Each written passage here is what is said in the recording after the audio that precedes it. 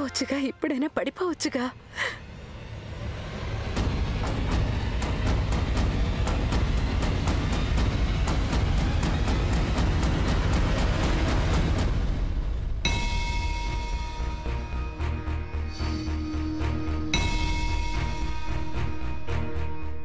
చూస్తుంటే కొత్త రాణిగారు మన రాణాగారి కోసం ఇంతకంటే చేసేలా లేరు. కాళ్ళు తడబడకూడదు రాణిగారు.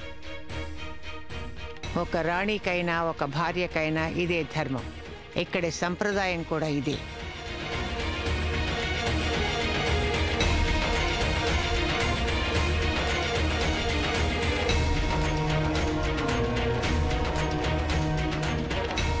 ఇదే సంప్రదాయం అయితే నా పాదాలు తొణకూడదు.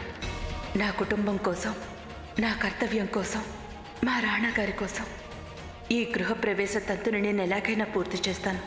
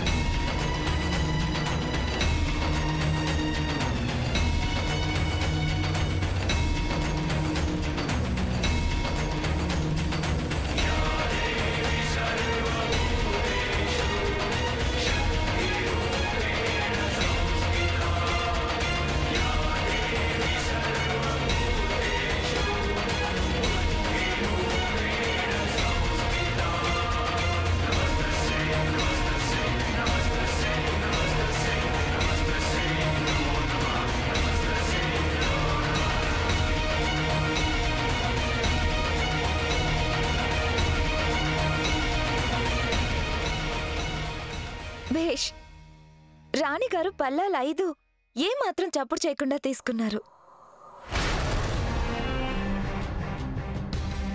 మీరు మా రాణాగారి జీవితాన్ని తప్పకుండా సుఖశాంతులతో నింపుతారు. ఇప్పుడు మీరు ఈ పళ్ళాల్ని మందిరంలోకి తీసుకువెళ్ళండి. దేవుణ్ణి ప్రార్థించండి.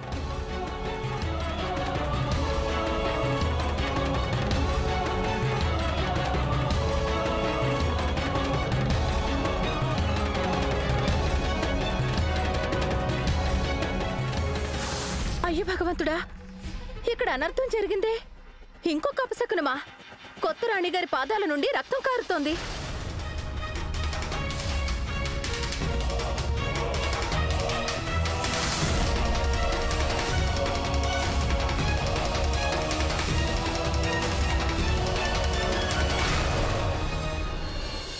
అరే, రాణిగారి పాదాల గుర్తులు సాక్షాత్తు లక్ష్మీదేవిని తలపిస్తున్నాయి.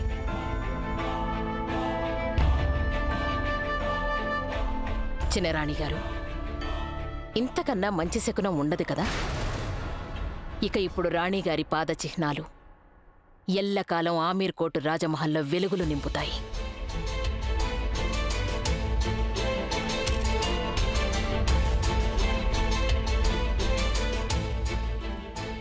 ఇంతకీ మీకీ గాయం ఎలా తగిలింది?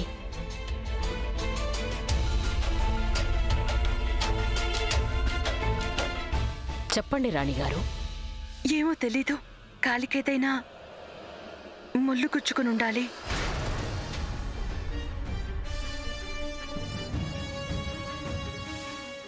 అదెలా సాధ్యపడుతుంది? ఇక్కడ పువ్వులు పరిచే ముందెవ్వరూ తగిన జాగ్రత్త తీసుకోలేదా?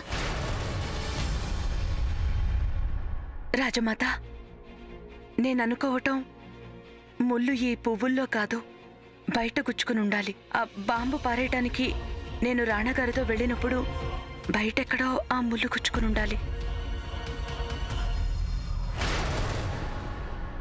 అవును రాజమాత, అలాంటిదే ఏదో జరుగుండాలి. ఏదో చిన్న ముళ్ళు గుచ్చుకుంటే కొత్త రాణిగారికి వెంటనే తెలుసుండదు. కావచ్చు, అలాగే జరుగుంటుంది.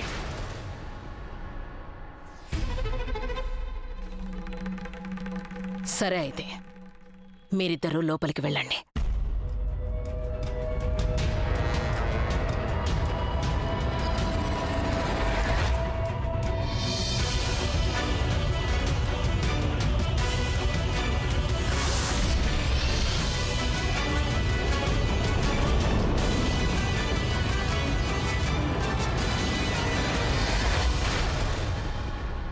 మీరు ఆమీర్ కోట్కి రాణిగారు. మిమ్మల్ని ఇలా అడుగడుగున ఆదుకోవటం మా కర్తవ్యం. మేము మీ రాణిగారికి సాయపడ్డాం రాణాగారు. మా రాణిగారిని కాపాడుకోవడం మా బాధ్యత. అలాగే మాకు ఆ బాధ్యత ఎలా నిర్వర్తించాలో బాగా తెలుసు.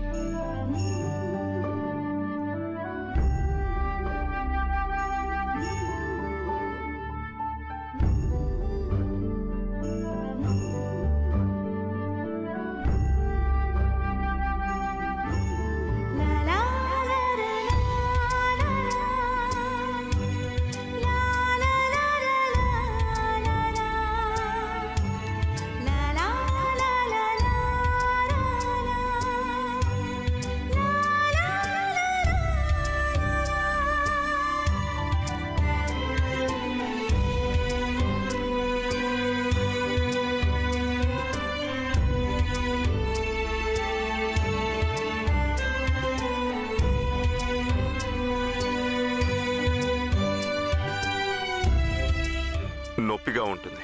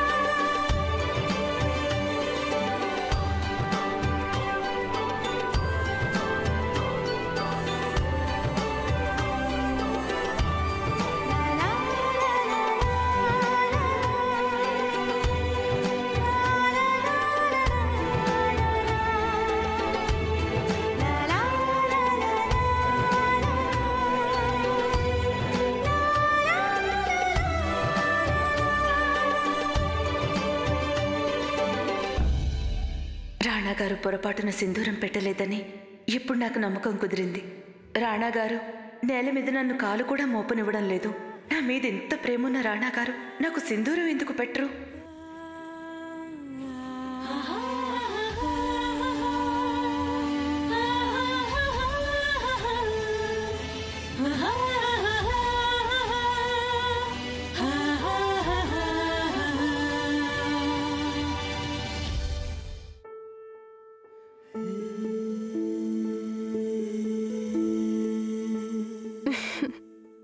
ఆహా, రాణాగారు కొత్త రాణిగారుల జంట చూస్తుంటే ఎంత చక్కగా ఉందో.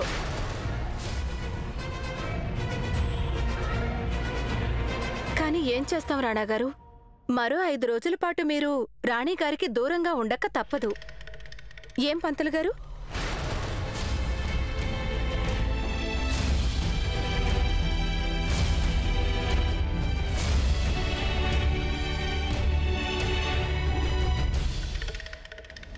ఆజ్ఞ. ఇంకో 5 రోజుల వరకు కొత్త రాణిగారికి దూరంగా ఉండాలి. ఏదో ఒకటి చెప్పండి.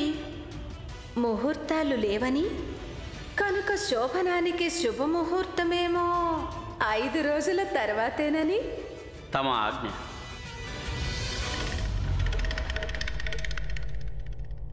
చిత్తం. చిన్నరాణి గారు చెప్తున్నది నిజం. ఈ విషయం నేనే వారికి చెప్పాను.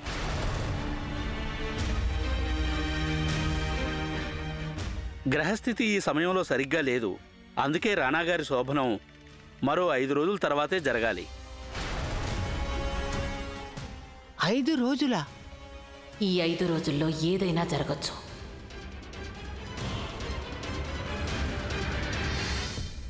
ఐదు రోజులు కాదు, 50 ఏళ్ల పాటు గ్రహస్థితి ఇలాగే ఉన్నా మాకేమీ దిగుల్లేదు. నేను 5 రోజుల పాటు రాణాగారికి దూరంగా ఉండలేను. నేను రాణాగారికి ఎలాగైనా ఈ రాత్రే చేరువ కావాలి. నా పాపెట్లో వారి చేత సింధూరం పెట్టించుకోవాలి. ఇది మంచిదే. రాణాగారికి నచ్చ చెప్పడానికి నాకు మరికొంత గడువు దొరికింది. మేం వారికి నచ్చ చెప్తాం, మనస్ఫూర్తిగా గాయత్రిని స్వీకరించమని. అదీ కాక ఆమీర్ కోటికి వారసుడు కావాలి కదా. ఆమీర్ కోటకి వారసుడు పుట్టాలి అంటే రాణాగారు గాయత్రితో కాపురం చేయాలి. ఈ 5 రోజుల్లోనే గాయత్రిని మళ్ళీ పుట్టింటికి పంపించేస్తాం.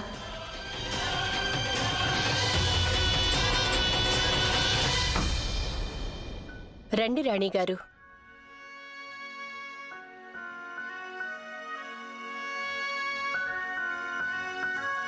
ఇదే మీరుండే గది. ఇప్పుడు పంతులు గారు సెలవిచ్చారు కనుక మీరు రాణాగారు 5 రోజుల వరకు విడిగా ఉండాలి. అందుకే మీరు ఆ 5 రోజులు ఈ గదిలో ఉంటారు. రాణాగారు తమ గదిలో ఉంటారు. ఇంతకీ వారి గది ఎక్కడుంది? వారి గది అంటే? వారే. అది వివాహం జరిగాక అలాగే పిలవాలి కదా. మీ గదిలోంచి బయటికి రాగానే అటు పక్కన ఎడంవైపు ఉన్న గది మీ వారి గది. అదే రాణాగారి గది. యశోద గారు, ఈ మహలుకి నేను కొత్తగా వచ్చాను. నేనిక్కడ పద్ధతుల్ని నేర్చుకోవాలి. మీరు నాకు సహాయం చేస్తారుగా? అలాగే రాణిగారు. ధన్యవాదాలు. పదండి.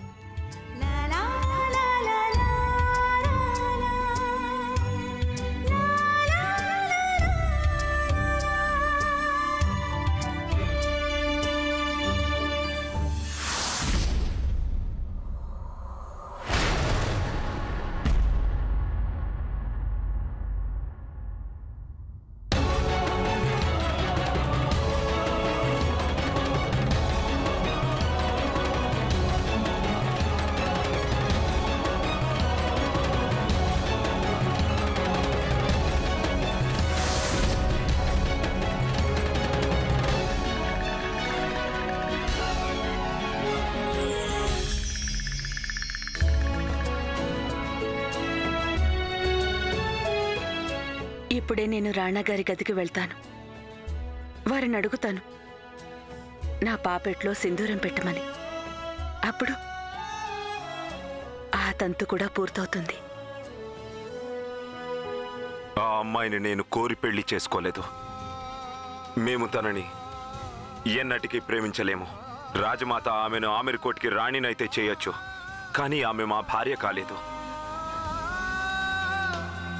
సులక్షణ, మా మనస్సులో కేవలం మీరే ఉన్నారు. మేము ఆమెతో 7 అడుగులు వేసుండొచ్చు, కానీ తన పాపిట్లో సింధూరం మాత్రం పెట్టలేదు. ఆమెను మేము వివాహమాడి ఉండొచ్చు, కానీ మా ప్రేమ తనకి ఎన్నటికీ దక్కదు.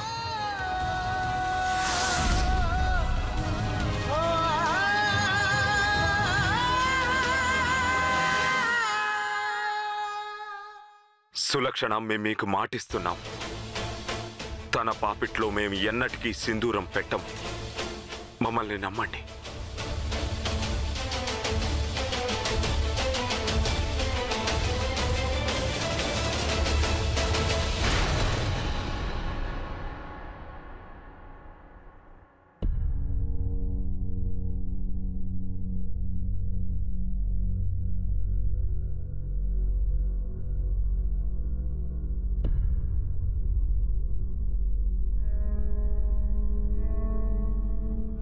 మీరు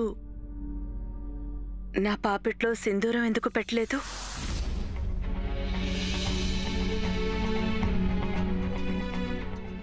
నాకు బాగా తెలుసు, అది అనుకోకుండా జరుగుంటుంది. ఇందుకోసమే నేను ఇలా వచ్చాను. పాపిట్లో సింధూరం పెట్టండి. ఇక ఆ ఒక్క తంతు మీరు పూర్తి చేయండి.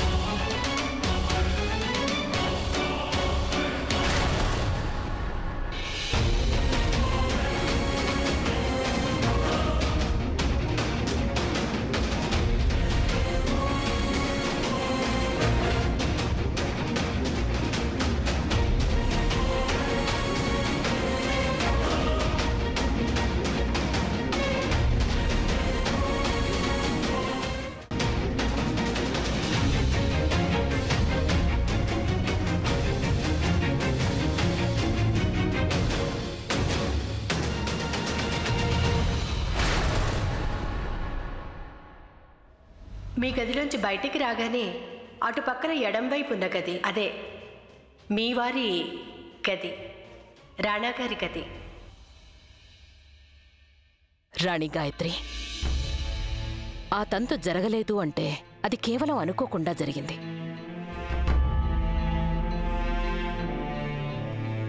అయినా మీ పాపిట్లో సింధూరం కనిపిస్తూనే ఉంది కదా.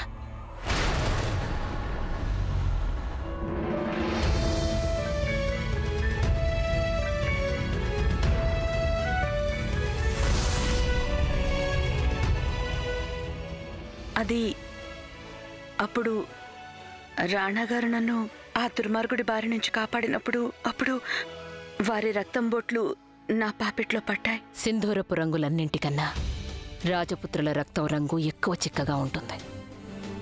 తన రక్తంతో రాణాగారు నీ పాపిడి నింపారు. స్త్రీకి అంతకన్నా వేరొక సౌభాగ్యం అవసరం లేదు. ఈ విషయాల గురించి రాణాగారితో మీరెప్పుడూ ప్రస్తావించకండి. మేం మీతో చెప్పాం కదా, రాణాగారు చిన్న చిన్న విషయాలను కూడా చాలా పట్టించుకుంటారు. మీకిది తెలుసా? మండపంలో ఏదో లోపం ఉందని మండపం వదిలి వెళ్ళిపోయారు. సింధూరం పెట్టలేదన్న విషయం ఒకవేళ ఆయనకు తెలిస్తే ఈ పెళ్లి సుసంపన్నం అయినట్టు ఎన్నటికీ వారు అనుకోలేరు.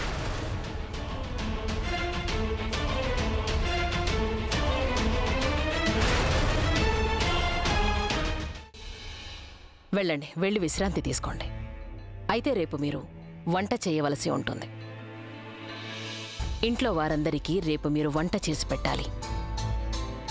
ఒక్క విషయం గుర్తుంచుకోండి, స్త్రీని లక్ష్మి అని అంటారు, సరస్వతి అని అంటారు, అలాగే అన్నపూర్ణ అని కూడా అంటారు. మీపై మాకు నమ్మకం ఉంది, రాణాగారికి మీ చేతి వంటకాలు తప్పకుండా నచ్చుతాయి అని. వెళ్ళి విశ్రాంతి తీసుకోండి.